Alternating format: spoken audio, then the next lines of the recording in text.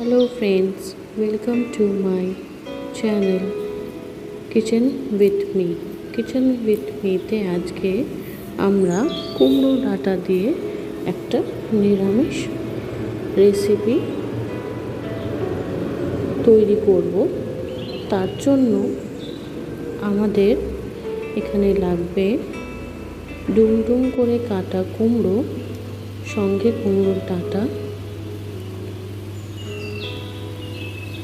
আলু, ছোটো ছোটো কাটা বেগুন, টমেটো আর কাঁঠালের দানা, যেটা আমি আগের থেকেই সিদ্ধ করে রেখেছি।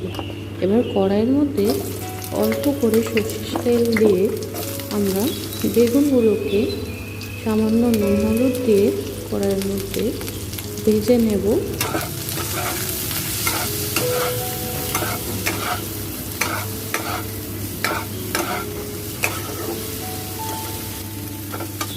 বেগুনগুলো ভাজা হয়ে গেলে এবার আমরা ওটাকে একটা প্লেটের মধ্যে তুলে সামান্য আবার অল্প পরিমাণে একটু তেল দেব।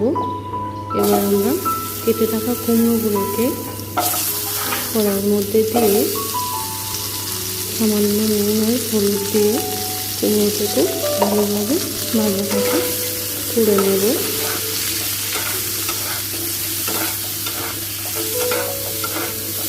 এরকম নতুনত্ব রান্না দেখার জন্য কিচেন উইথ মি চ্যানেলটাকে সাবস্ক্রাইব করবেন।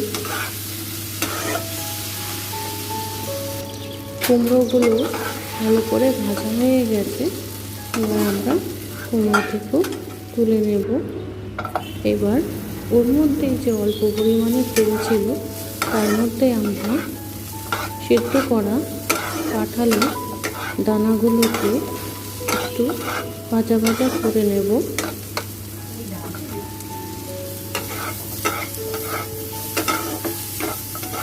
ওগুলো যখন ভাজা ভাজা অল্প হয়ে যাবে, এবার ওগুলোকেও আমরা তার সাথেই তুলে নেব।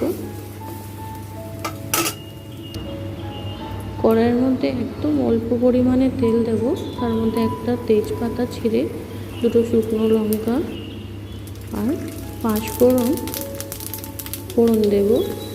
ফোড়ন দিয়ে কেটে রাখা আলুগুলোকে দিয়ে দেব, দিয়ে একটু নাড়াচাড়া দিয়ে ভেজে নেব।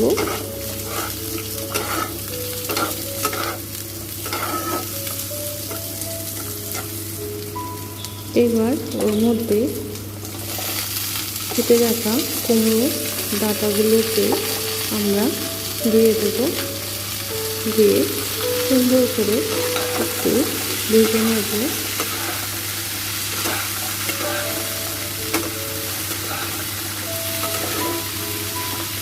এবার এর মধ্যে আমরা নুন,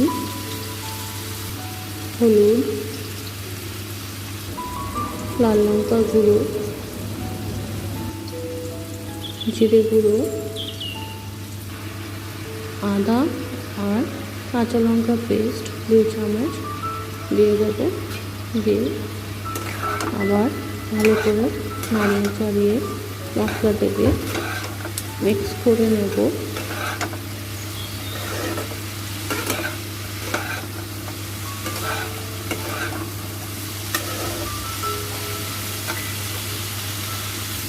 এবার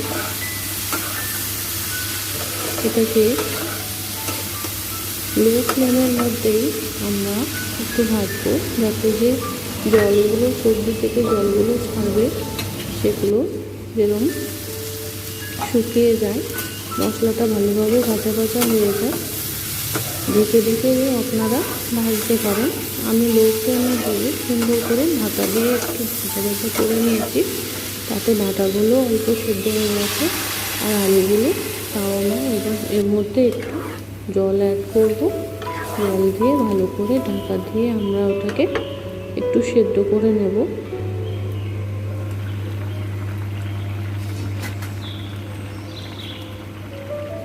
আজকে আমার এই ডাঁটাগুলো খুবই কচি ছিল, তাই বলে আমি কুমড়োর ডাঁটাগুলোকে প্রেসারে দিইনি।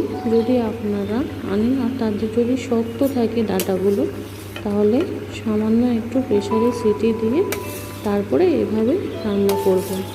এবার আমরা জলটা যখন সামান্য শুকিয়ে এসছে, এবার ভেজে রাখা সবজিগুলো সব আমরা ওর মধ্যে দিয়ে দেব। দিয়ে ভালো করে নাড়াচাড়া দেব।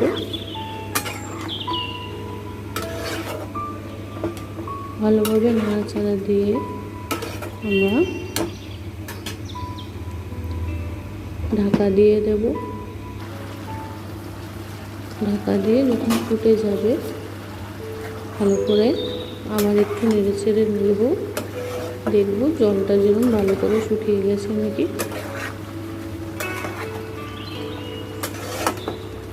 দেখুন সবজিগুলো কি সুন্দর গুট গুট আছে, কোনো সবজি গলে যায়নি। এবার এর মধ্যে আমরা একটু চিনি দেব। চিনি দিয়ে আবার ভালো করে ওটাকে নাড়াচাড়া দিয়ে মিক্স করে নেব।